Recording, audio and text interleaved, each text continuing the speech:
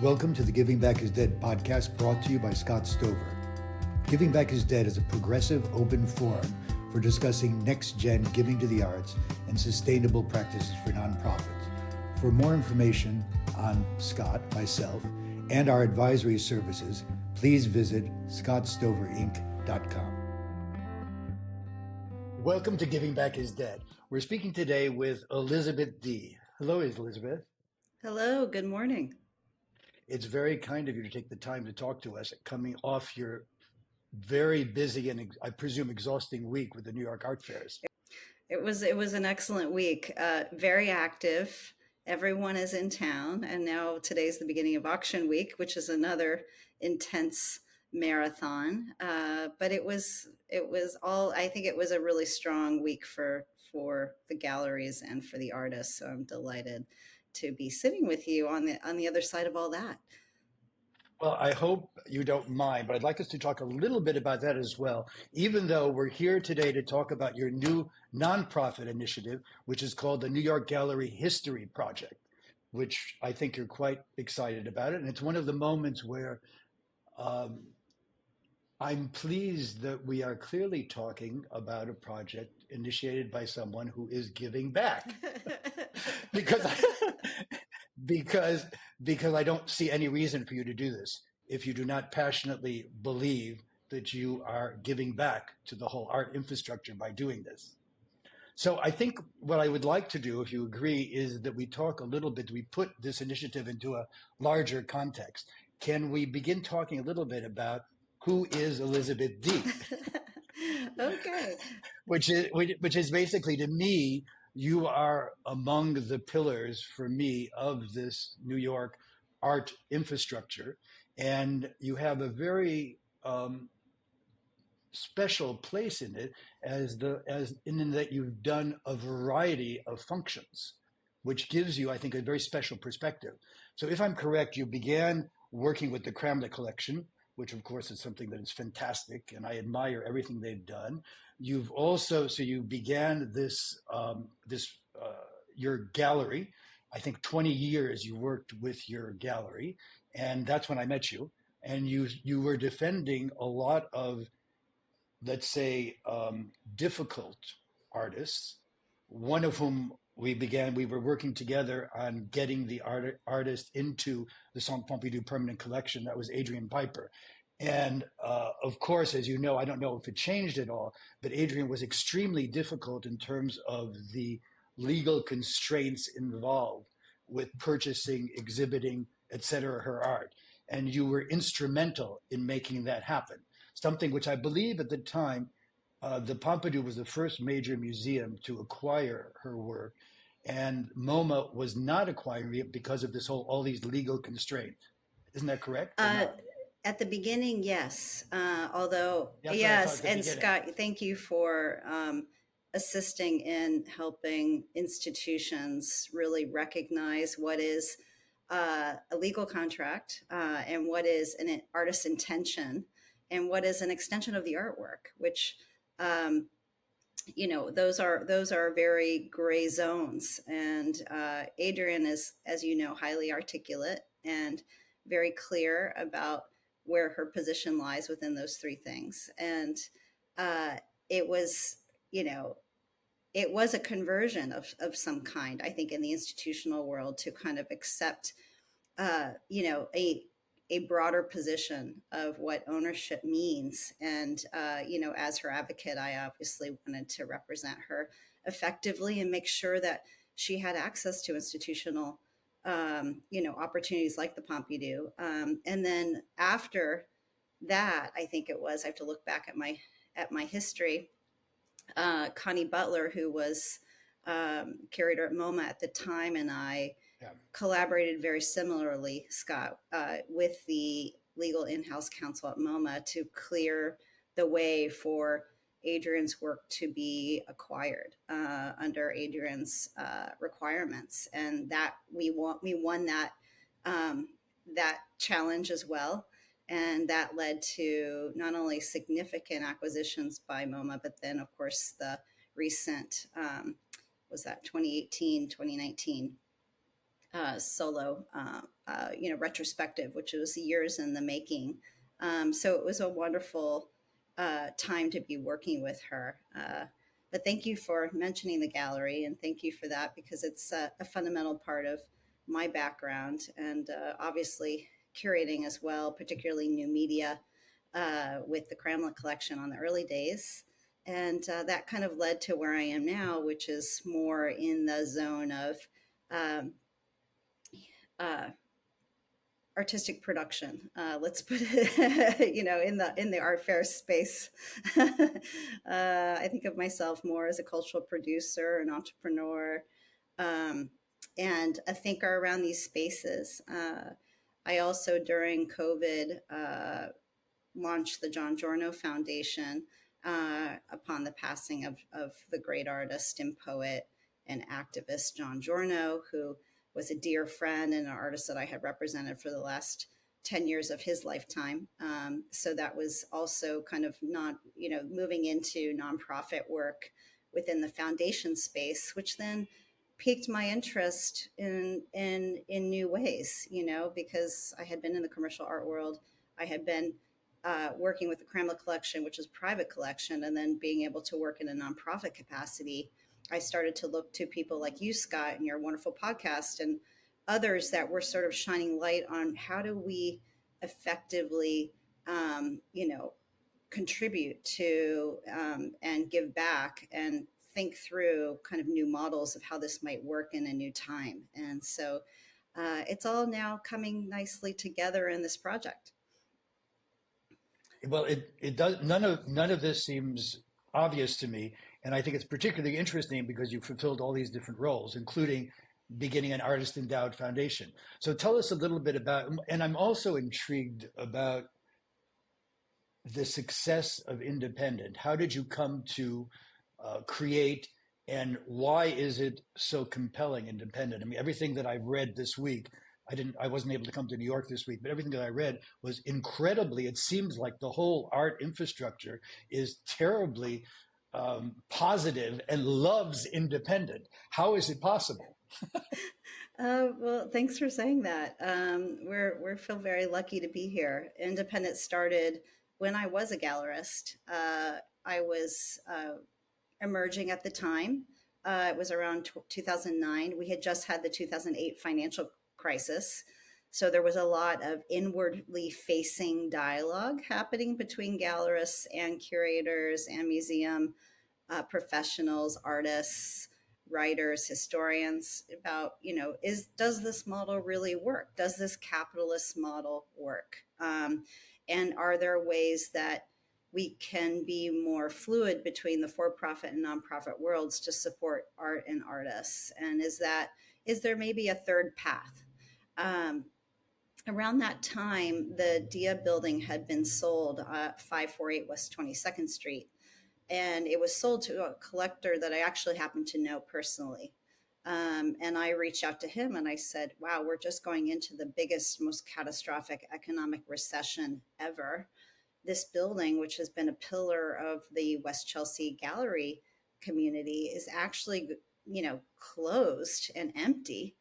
And what are you going to do with it? And he said, because of this radical market downturn, I'm not able to rent it out or sell it because the value is so vastly different than what I had purchased it for.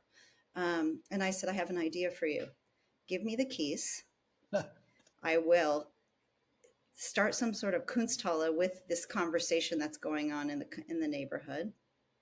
We'll do a 12-month series of exhibitions communally, and we'll give you the keys back. And you will have had this building active, available for people to experience, and then maybe things will be in a different place. I didn't remember. I did not remember this. Yeah. I remember going to some of the exhibitions. This is good. Yeah.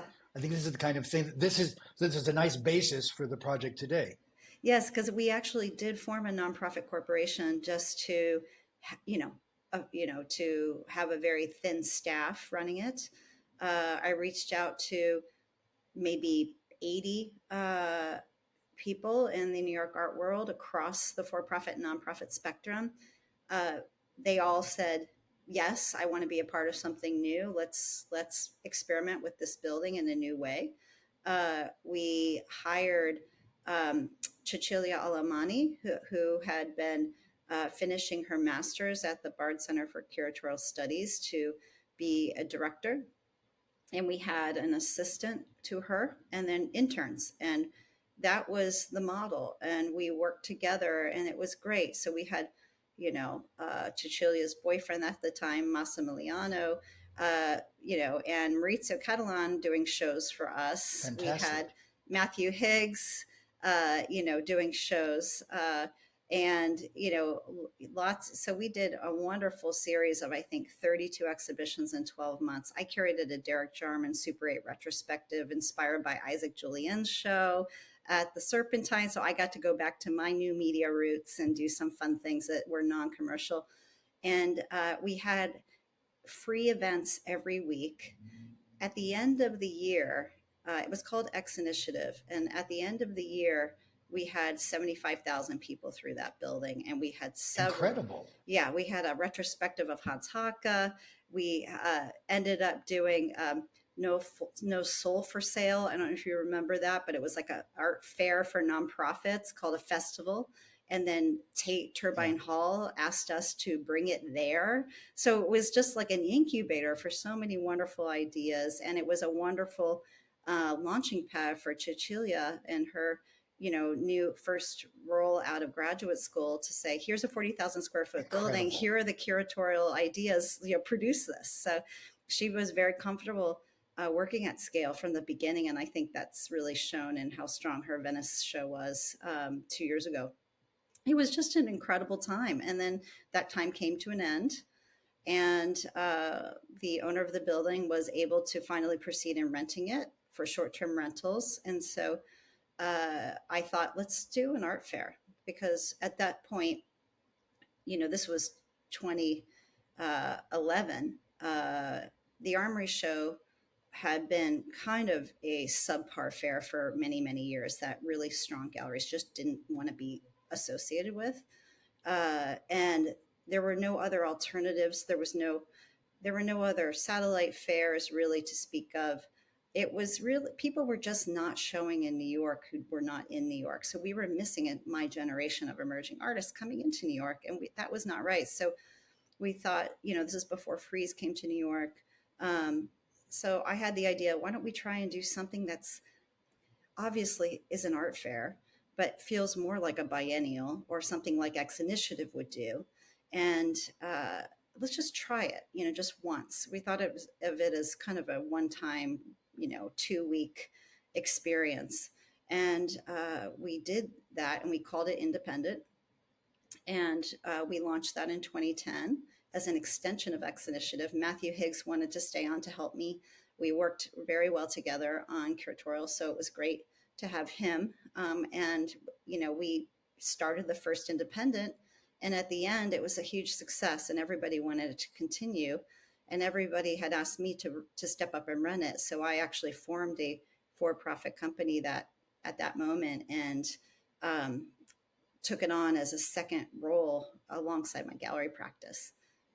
And from the beginning, it was you invited the galleries, you were basically curating galleries.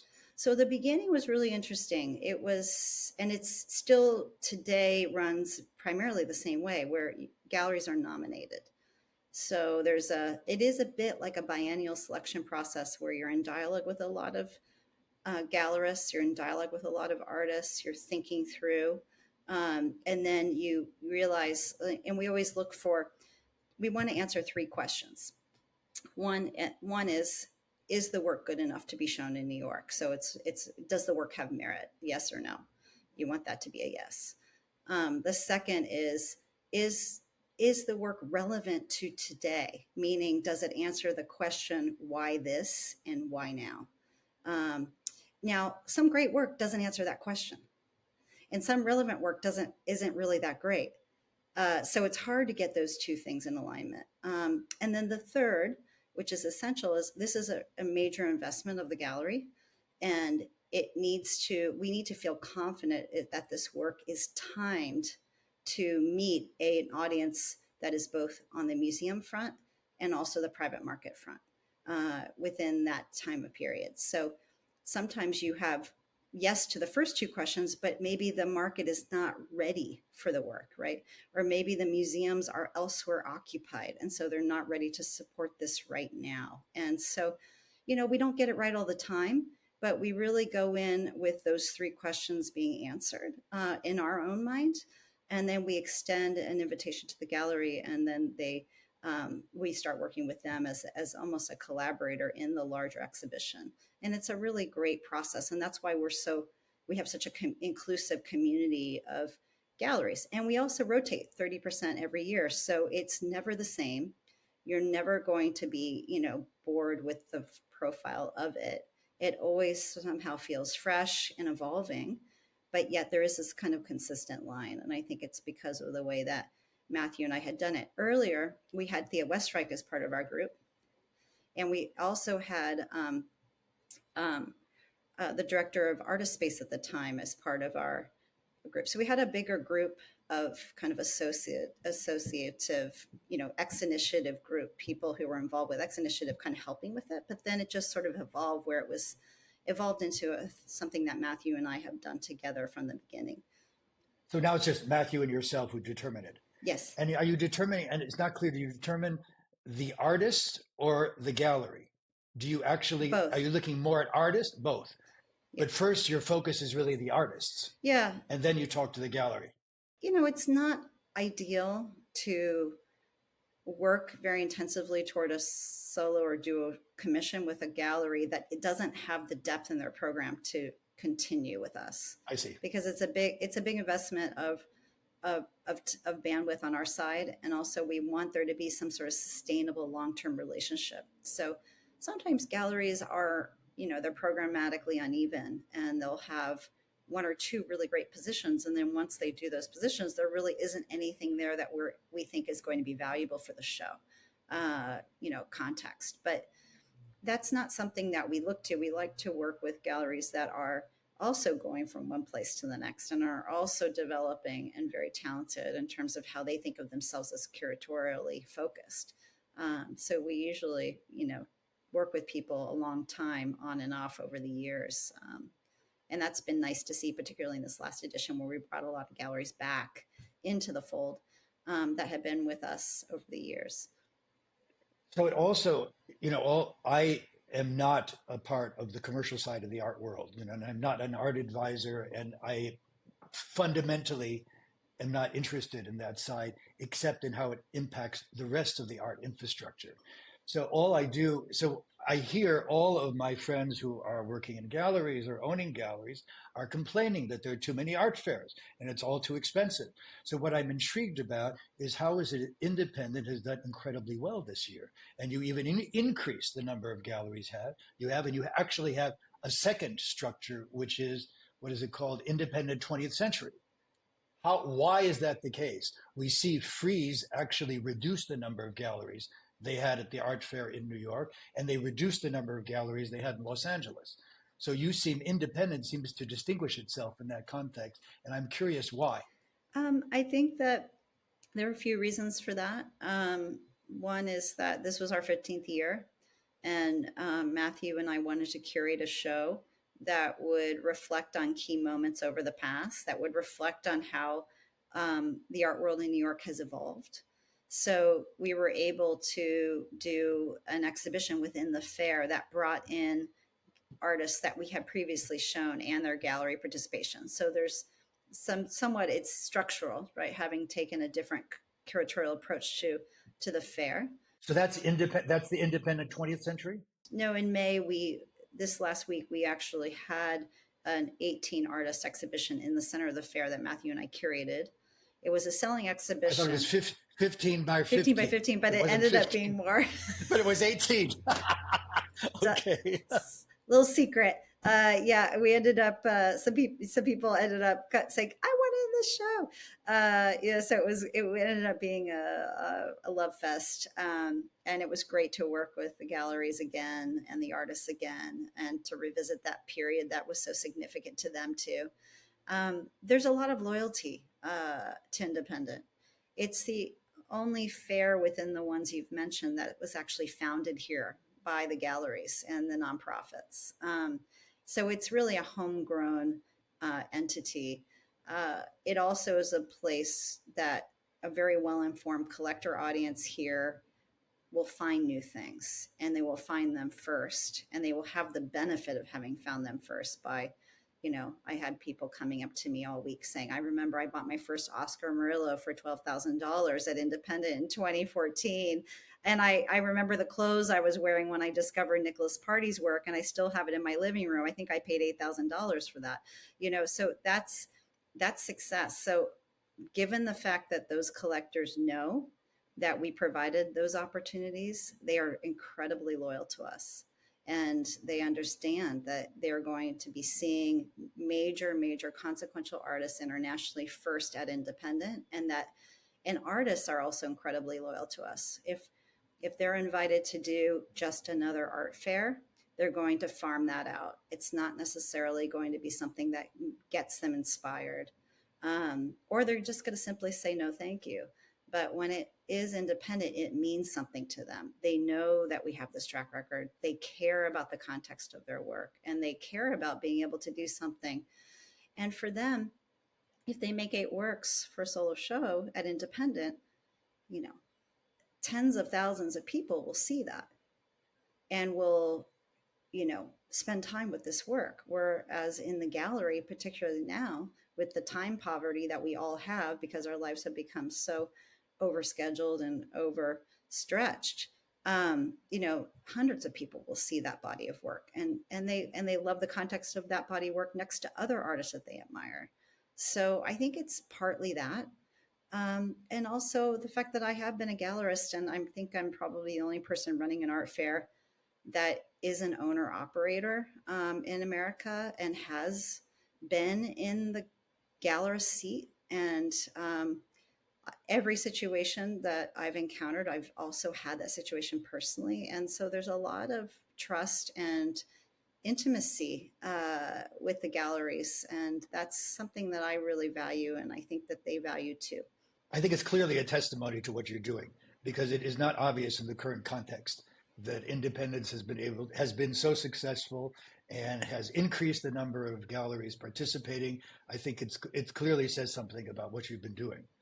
Do you mind if we talk a second, even though I'd say I'm not interested, but on some extent I am interested, about the state of the art market today, that everybody's talking, obviously, that the art market is having a difficult moment, that is slowing down, Yeah. and we're going to see what happens with the New York auctions. So I'd like you to talk about two things, about the state of the art market in general and how you're able to operate within that particular context. And also, I'm intrigued about what is clear that, I work pretty much around the world. And I'm intrigued by the clear dominance of the US market. And it seems to me, when I'm talking to other people in the art world, or clients or potential clients or past clients who can be in Europe or Asia, and they look at the art market report.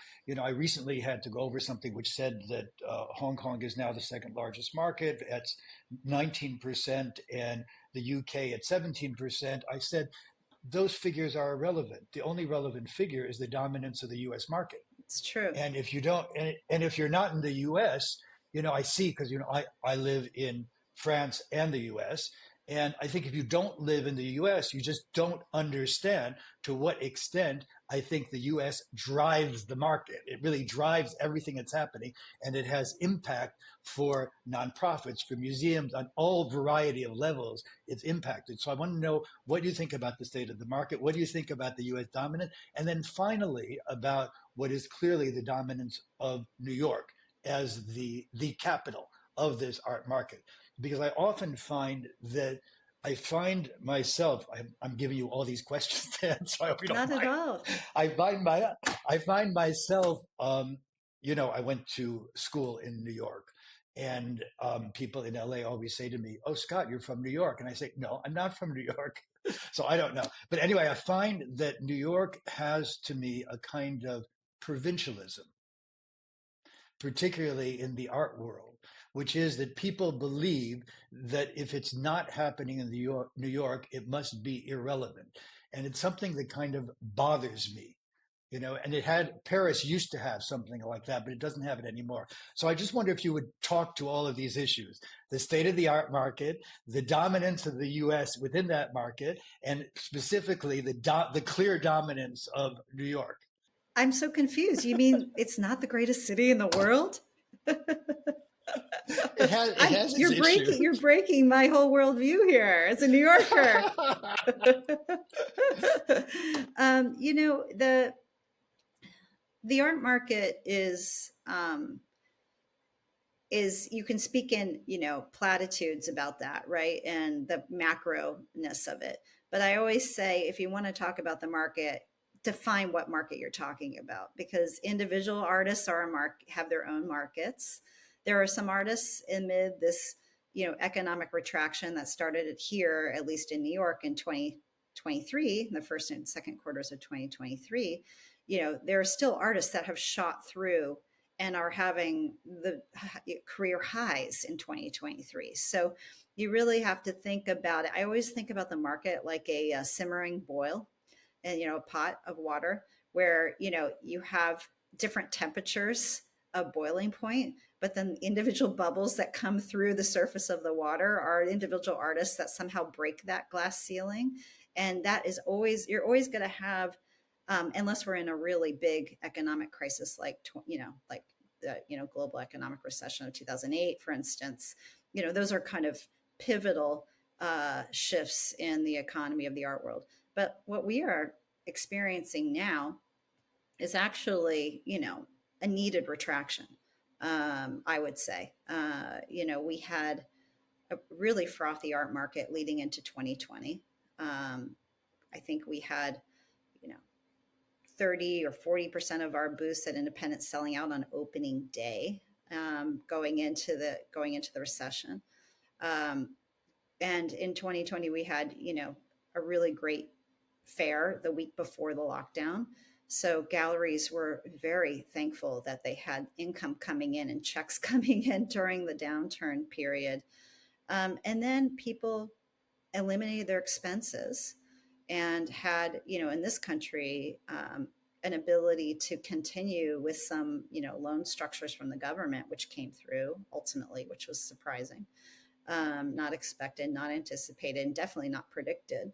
And then now and with that, then there was finally over, much urging and nudging over the last 10 years, a digital revolution within the art world where people started to think about producing digital content to amplify art and artists and storytelling. And so that enabled people at home, decentralized, to actually continue to buy art and continue to collect. And there was a lot less distractions. So that was a beautiful time for, even though our fair had to stop during that period, which was really, really challenging for us as a business, individual galleries actually thrived during that period.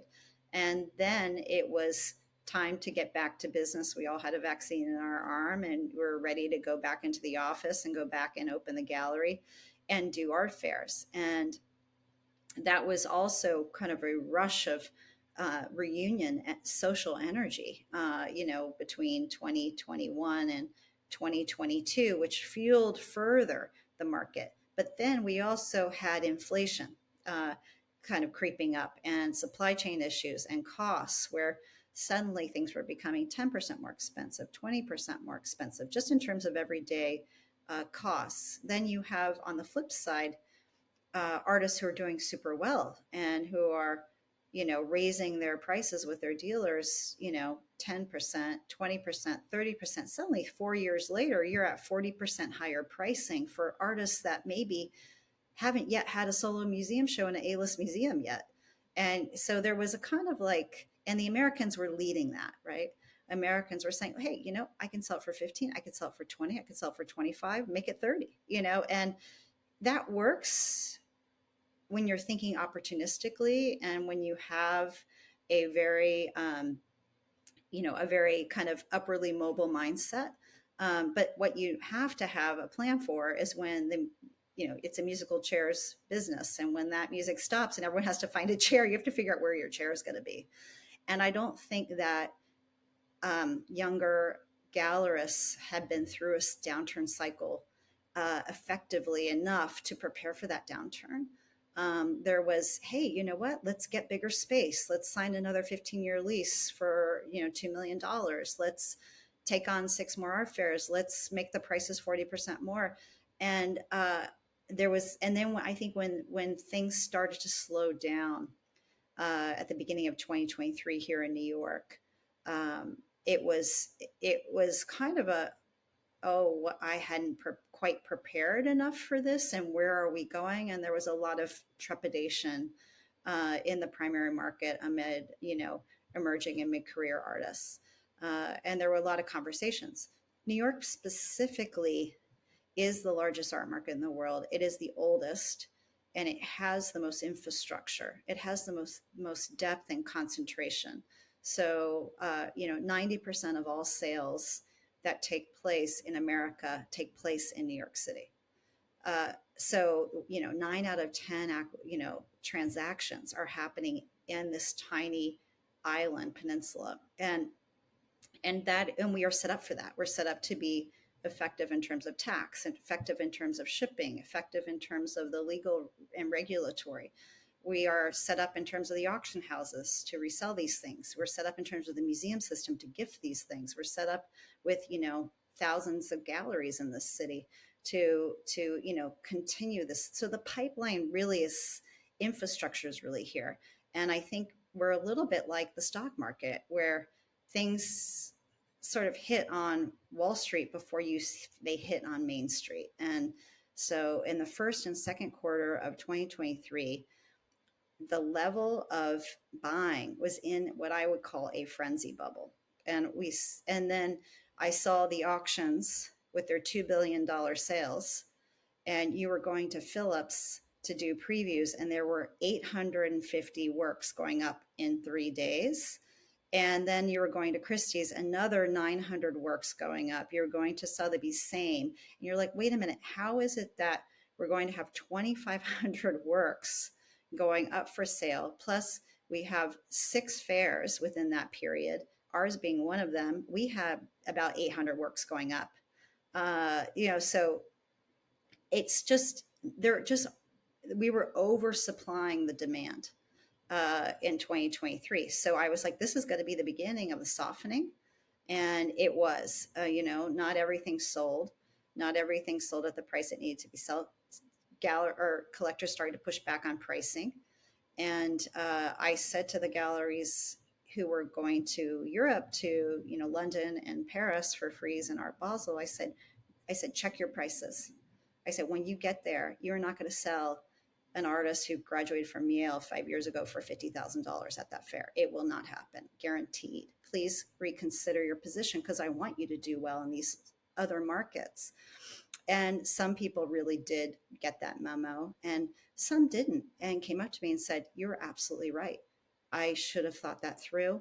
Now I'm, crippled by that experience, which was not a positive one. So I think the Americans really got the memo first, went into the contraction first.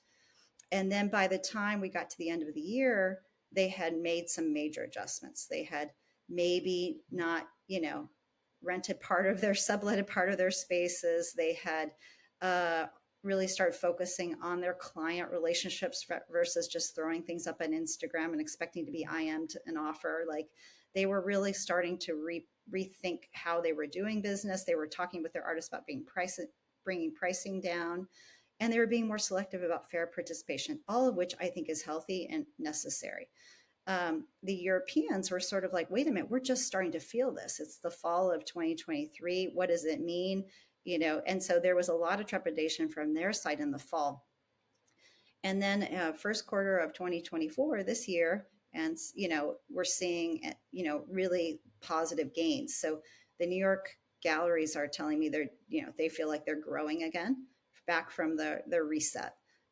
So there's a little bit more optimism here. And maybe that is why things did so well last week at the fair.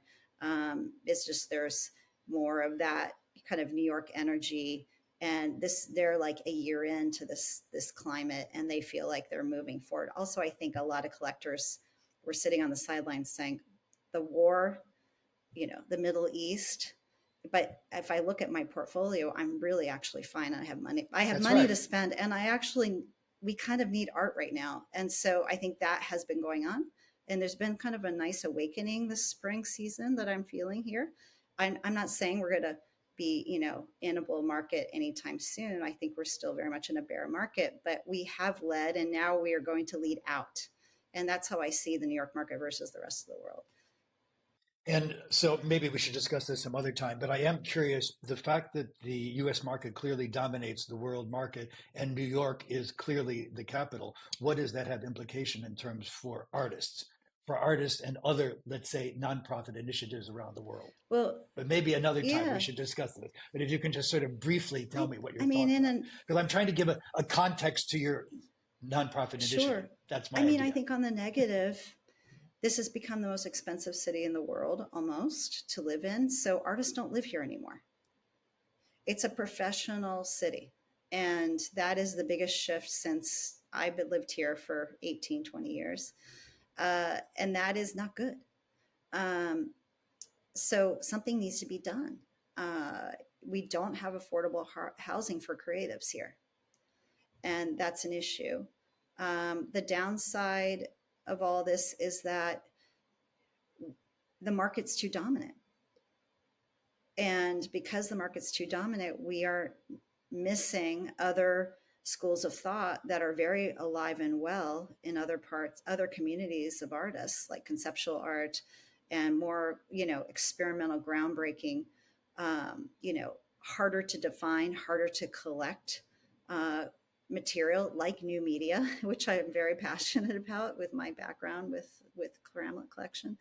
Um, this is still like a very dormant area here in New York in terms of the market. Photography, Instagram kind of ruined photography for a brief moment. It's now coming back into a reframing and reassessment, but you're not seeing a lot of that, out and about because there isn't the depth of market for that. So as a result, there's still a lot that we're not seeing here, and that's represented elsewhere. And so we always want to work toward that.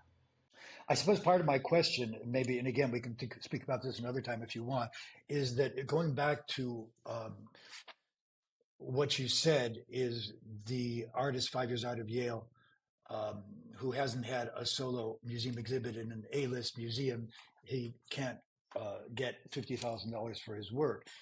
What has intrigued me, obviously from my perspective, which is influenced significantly from Paris and the Centre Pompidou, is I'm sure we agree that the Centre Pompidou is one of the A-list It's museums in the world, absolutely. and artists who have solo exhibitions there, it does not move their market, Really. which intrigues me. I mean, maybe we should talk about this another It time. would be I can fun give to you unpack that, Scott. specific examples. I have very specific examples where clearly, and you go to the exhibition where it shows the relevance and the importance of the artist, and it seems to have no impact, which I think is directly related to the dominance of New York in the market. So another time we can Let's, talk about that that if sounds you like a great want. follow-up. Okay, so now this is our prelude to talking about your New York Gallery history project. Why did you decide to do this? And tell us about it. My colleague Sophie Sherlink, who is the COO of Independent, she was the former global director of TAFOF for 5 years. She, Matthew, and I developed Independent 20th Century together, which is our second fair taking place in September. We basically had been discussing uh, whether we should start a nonprofit. We were discussing whether we should become a nonprofit. Like, is there benefit to the galleries by being a nonprofit? Little known fact in New York, a lot of the fairs are nonprofit. ADA, It yeah, actually, it makes yeah, sense. It makes sense to yeah. me. So the ADAA is a nonprofit fair. NADA is a nonprofit fair. TAFOF is a nonprofit fair. So, the question would be, would it benefit the organization and its longevity if it were nonprofit? And we started having that conversation. Ultimately, we started discussing what that nonprofit would do other than just be an entity shift.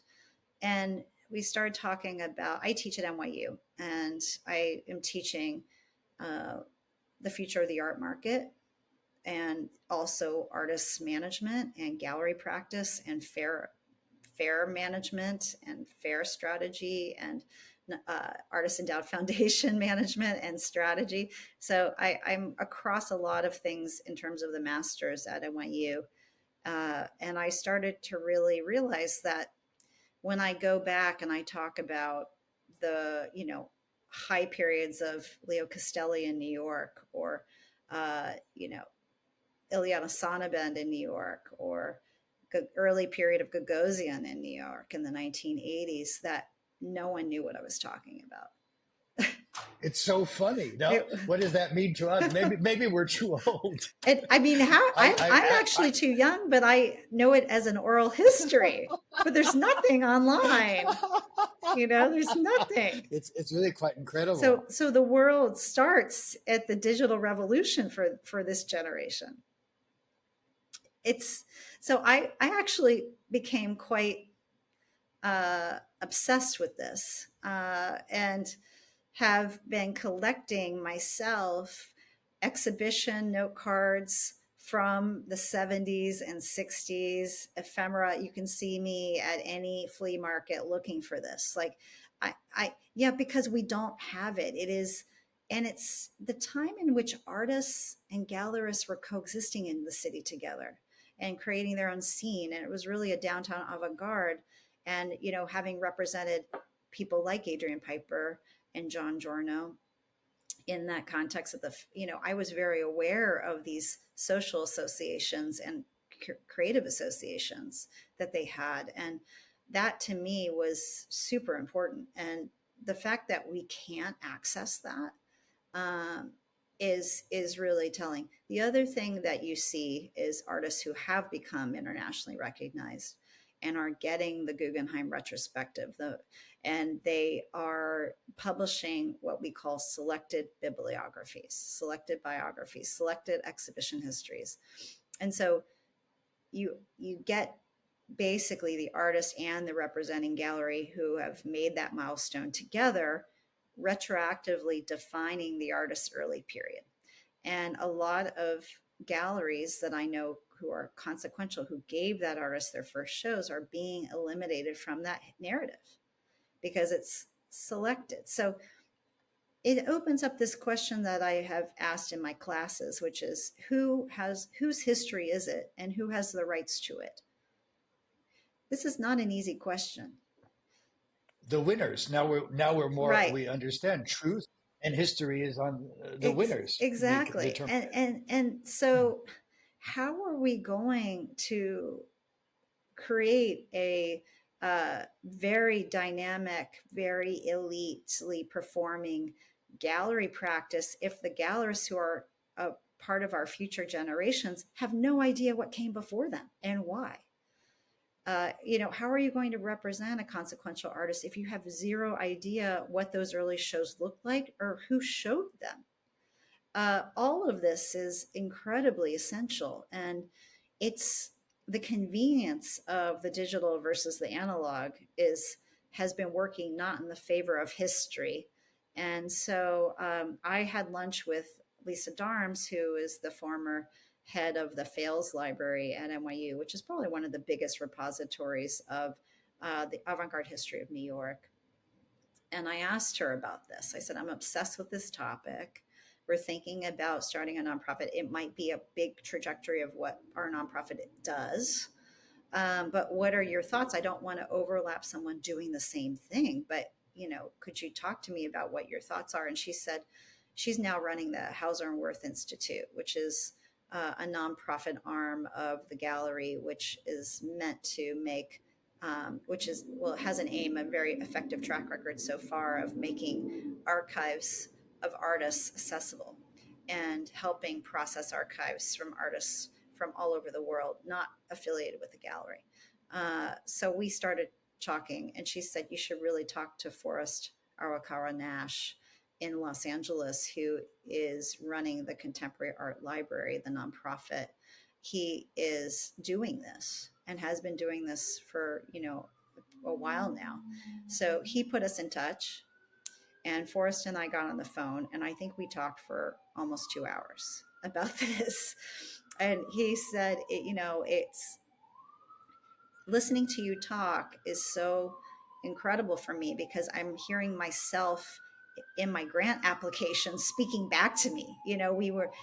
There's so important that we have this history. It's so important we do this. It's so important that we, function as a repository. And there's a deep, deep need because he was getting thousands of people researching on his site these artists to see these early shows. So Contemporary Art Library is a nonprofit out of Los Angeles. They have almost 1 million exhibition installation images, and they are cross-referencing it by gallery and artist so that you can actually understand the history. The challenge they have is work that's not digitized and making that accessible.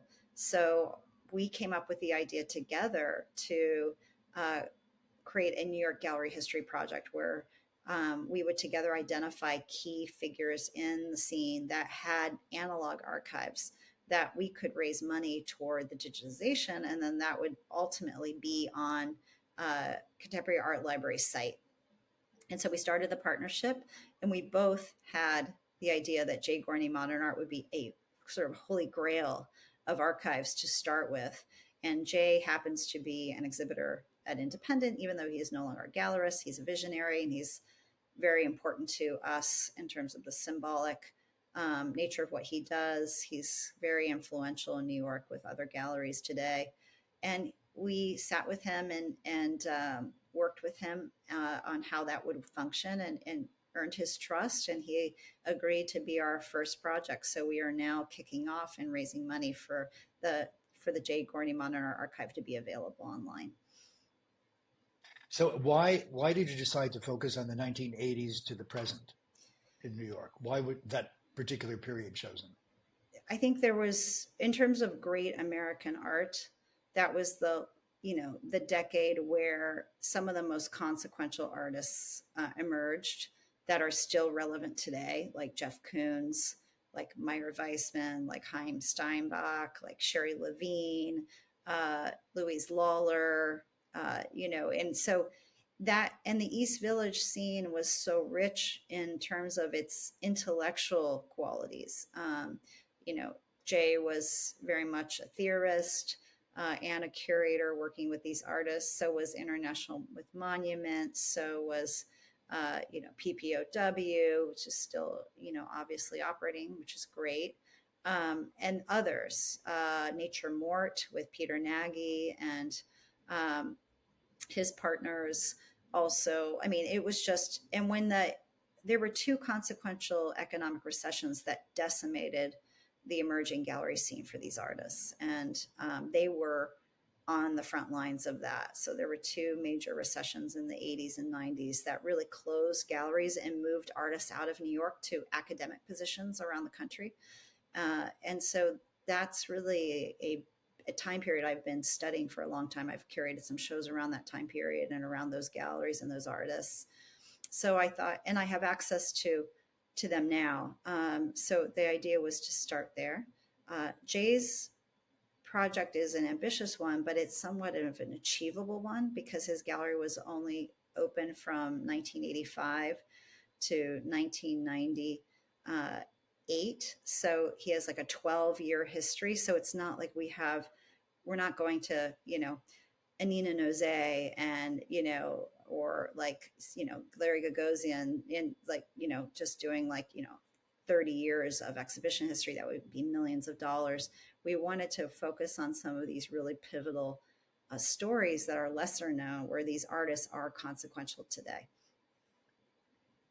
And you say you're going to be choosing 10 galleries. And how will you choose the 10 galleries? I'm not to be honest with you, I don't know. We haven't really defined that. I think we wanted to just put a goal on the fundraising capacity to, I think people need to know that there's not an endless kind of ask, that we would start this chat. This would be phase one. We would do 10. We would raise money for 10. And then depending on that, we would be selecting. I mean, there's obviously, you know, dozens and dozens of galleries that are no longer with us that were consequential, like Jay. And we want to be able to find a way to do that. And so and this is kind of a new role for me as a fundraiser. So when I was running the Giorno Foundation, I wasn't fundraising. It was a private foundation. So this is going to be new for me, and I'm looking forward to learning from you, Scott, and others who are incredibly knowledgeable about this side of things. And I don't want people to be surprised when I call them and say, I know you expect to have a conversation about one area of the art world with me, but now we're going to have a conversation about a totally different area, and I'm going to ask you to help me do this. And so that's what I'm really looking forward to learning. And anyone that I is think generous enough to do it would be great. So you will have no problems. Let's see. Is what I predict. This will be no problems. So basically, it's going to be open and free for everybody to consult, which of course everybody wants to support that now. That's correct, yes. Right? And also, so I'm going to read some quotes about the initiative. That you want this, as you mentioned before, to ensure that the historical record is accurately told. I think that's what you brought up earlier, because you think it's not being accurately told at the moment. I'm intrigued about that. So that it's edited. So it's edited by the people. It's very interesting. And it's about preservation, raise support and awareness, and provide scholarship for future generations of gallerists and curators and other curious people, I assume. Yes. I think all these are laudable, and it's a very exciting project. Thank you. Tell me about will you have any kind of a revenue model, or are you going to be entirely dependent on donors to fund this? Entirely dependent on donors. The donations go directly to Contemporary Art Library. We will not touch that because we are not a nonprofit. We are now legally able to raise money on their behalf. They have a staff. So what I love about this is that, the majority of the money coming in is going to actually doing the work versus setting up the infrastructure and setting up new staffing and figuring out how to do the work. The work is already being done. So I think we can be incredibly effective. I think once we, have the money in hand to be able to process the 4x5 transparencies that Jay has, we will be launching that as soon as possible. So we'll be able to be incredibly, people aren't going to be putting in some funding and then waiting 2 years for us to figure out how to actually deliver what we promise. Like, this is going to get delivered like within months. And I like that, because if I want to ask something of someone, I want to know that we're going to deliver it. And we're doing it in really reasonable portions. So I don't think Jay's archive will cost more than $20,000 to put online and be made accessible on the site. So that should be a really quick win for us. And hopefully that will provide a trust and a track record for others that want to see exactly how this works before they fund us. But we are really excited to get started and to have that happen. So. And will you be putting other cities' galleries' histories, like Los Angeles? Will that be something that you're thinking of doing? I mean, obviously, there's such a rich history in Los Angeles, and we should be doing that.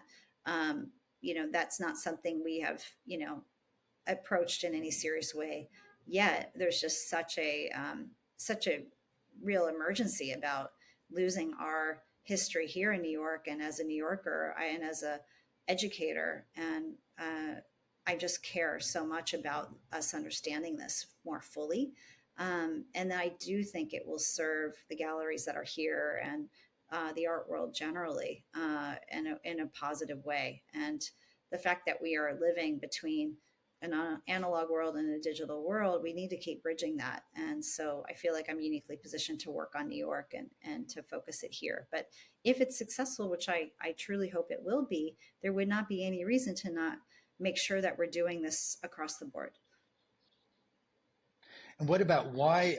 I know it's obvious, but I think we should ask why only do this for art galleries exhibitions? Why not also for museum exhibitions, which are often Yeah. lost as well?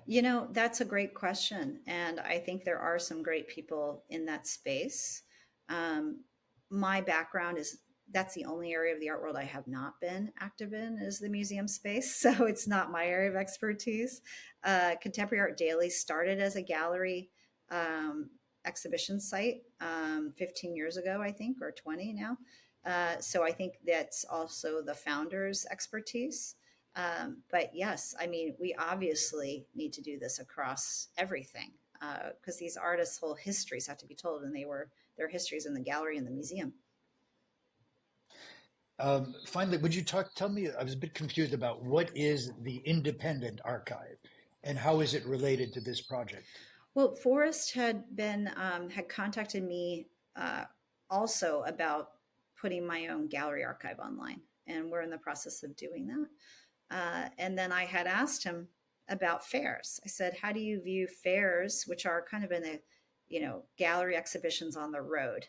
And he, I'll let him speak to that, but he basically had said, "It. We have thought about it over the years and struggled with an answer to that question because, so, as we know, a lot of really important things happen at fairs. A lot of important work gets shown there, and a lot of artists' futures are made there."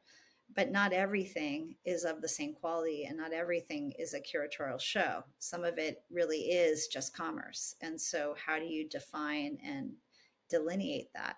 But he said that independent for him was really truly separate from that question, and that he really saw independent as a consequential curatorial platform for the galleries that should be, on artist biographies and on exhibition histories and should be considered shows because of the way in which they are reviewed, the way in which they're written about, and also the track record of so many artists having had their debut there.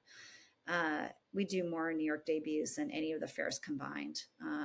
And so that is a track record that we're very proud of. So he was saying, why don't we do the first art fair on contemporary art library? And let's go through the history and make sure that we have those images. And so we're now in a big project of getting those online as well. I will read a quote. Independent has produced more solo debut expositions in New York by emerging artists than any other arts organization in New York. Is that true? Yes, it is. It's incredible. We did almost 40 last week. It's incredible. Yeah, that's great. So, Elizabeth, is there anything else you want to tell us about this project? Please feel free to reach out to me if you're interested in learning more. If you have ideas for us, door is completely open. If you know me and you're in a position to give, you're going to be hearing from me soon. And I hope that we'll be able to count on your support.